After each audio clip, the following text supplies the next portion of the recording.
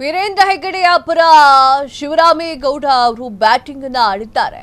ಮಠಮಾನ್ಯಗಳು ನಮಗೆ ನೆಮ್ಮದಿಯನ್ನ ಕೊಡುತ್ತೆ, ದೇವರನ್ನ ನಾನ್ಯಾರು ನೋಡಿಲ್ಲ, ಆದರೆ ಶಕ್ತಿ ಕೇಂದ್ರದ ಮೂಲಕ ನೆಮ್ಮದಿ ಕೊಂಡುಕೊಳ್ತೇವೆ ಅಂತ ಹೇಳಿದ್ದಾರೆ.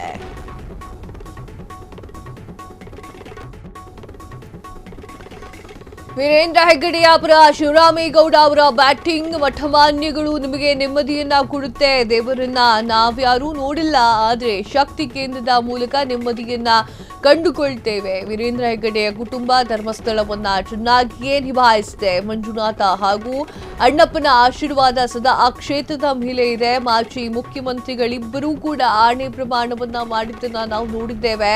ಧರ್ಮಸ್ಥಳದಲ್ಲಿ ಈಗ ಆಣೆ ಮಾಡಿದ್ರೆ ಸತ್ಯ ಹೊರಗೆ ಬರಲಿದೆ. ಧರ್ಮಸ್ಥಳದ ವಿರುದ್ಧ ಆರೋಪ ಮಾಡಿದವರಿಗೆ ಶಿಕ್ಷೆ ಆಗಲಿ.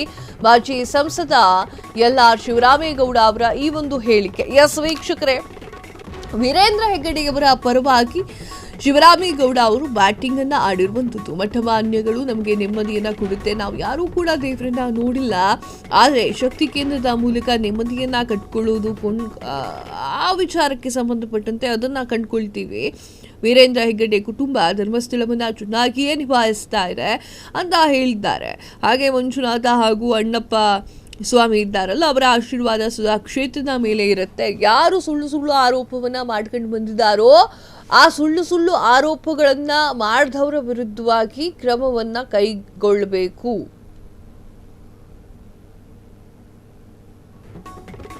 ಅಂತ ಹೇಳಿ ಶಿವರಾಮೇಗೌಡ ಅವರು ಹೇಳಿದ್ದಾರೆ. ಇನ್ನು ಶಿವರಾಮೇಗೌಡರು ಡಿ.ಕೆ. ಶಿವಕುಮಾರ್ ಅವರ ಪರವಾಗಿಯೂ ಕೂಡ ಮಾತನಾಡಿದ್ದಾರೆ. ಏನು ಅಂತಂದ್ರೆ, ಅನಾಮಿಕಾ ಹೇಳಿದ್ರಿಂದ SITಯ ಎಲ್ಲಾ ಕಡೆಯಲ್ಲೂ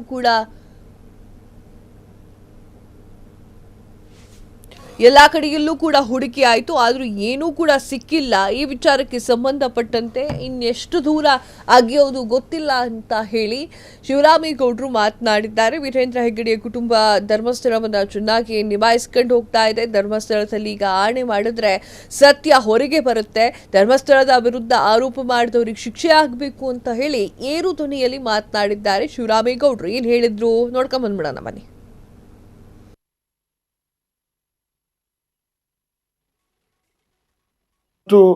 ಧರ್ಮಸ್ಥಳ ನೆನ್ನೆ ಮೊನ್ನೆದಲ್ಲ. ಒಂದು ದಿವಸಕ್ಕೆ 30,000 ಜನ ಅಂದಾಜು ಅಲ್ಲಿ ದಾಸೋಹವನ್ನು ಕೊಡ್ತಾರೆ, ಊಟ ಮಾಡ್ತಾರೆ. ನಾವು ಧರ್ಮಸ್ಥಳಕ್ಕೆ ಹೋದರೆ ಅದು ಒಂದು ಪ್ರಸಾದ ಅಂತೇಳಿ ಊಟ ಮಾಡ್ದಲೇ ಈಚೆಗೆ ಬರೋದಿಲ್ಲ.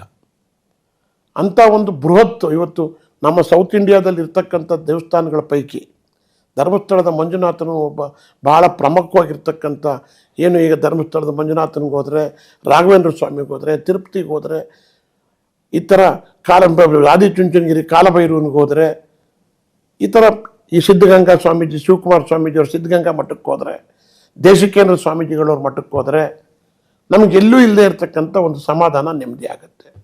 ಇಂಥ ಸಂದರ್ಭದಲ್ಲಿ ನಮ್ಮ ದಕ್ಷಿಣ ಭಾರತದ ಭಾಳ ಪ್ರಮುಖವಾಗಿರ್ತಕ್ಕಂಥ ಮಠಗಳಲ್ಲಿ ಒಂದು ಸಂಸ್ಥೆಗಳಲ್ಲಿ ಒಂದಾಗಿರ್ತಕ್ಕಂಥದ್ದು ಧರ್ಮಸ್ಥಳದ ಮಂಜುನಾಥ ಕ್ಷೇತ್ರ. ನನಗೂ ಸಹಿತ ಧರ್ಮಸ್ಥಳದ ಮಂಜುನಾಥನ ವೀರೇಂದ್ರ ಹೆಗ್ಗಡೆಯವರು 10 ಸಾರಿ ಭೇಟಿ ಮಾಡಿದ್ದೀವಿ. ಆದರೆ ಅವರ ಬ್ರದರ್ ಒಬ್ಬರು ಕೊನೆಯಲ್ಲಿರ್ತಕ್ಕಂಥ, ಇಲ್ಲಿ ಮಧ್ಯದಲ್ಲಿರ್ತಕ್ಕಂಥವ್ರು ಬೆಂಗಳೂರಿನಲ್ಲಿ ಸರ್ಕಾರದ ಜೊತೆ ಏನಾದರೂ ಕೆಲಸ ಕಾರ್ಯಗಳಿದ್ದರೆ ಓಡಾಡ್ಕೊಂಡಿರ್ತಕ್ಕಂಥವ್ರು ಕೀರ್ತಿಯವರು ಭಾಳ ಆಪ್ತರು. ನಮಗೆ ಭಾಳ ಒಡನಾಟದಿಂದ ಇದ್ದೀವಿ. ಇವತ್ತು ಧರ್ಮಸ್ಥಳ ನೆನ್ನೆ ಮೊನ್ನೆದಲ್ಲ. ಒಂದು ದಿವಸಕ್ಕೆ 30,000 ಜನ ಅಂದಾಜು ಅಲ್ಲಿ ದಾಸೋಹವನ್ನು ಕೊಡ್ತಾರೆ, ಊಟ ಮಾಡ್ತಾರೆ.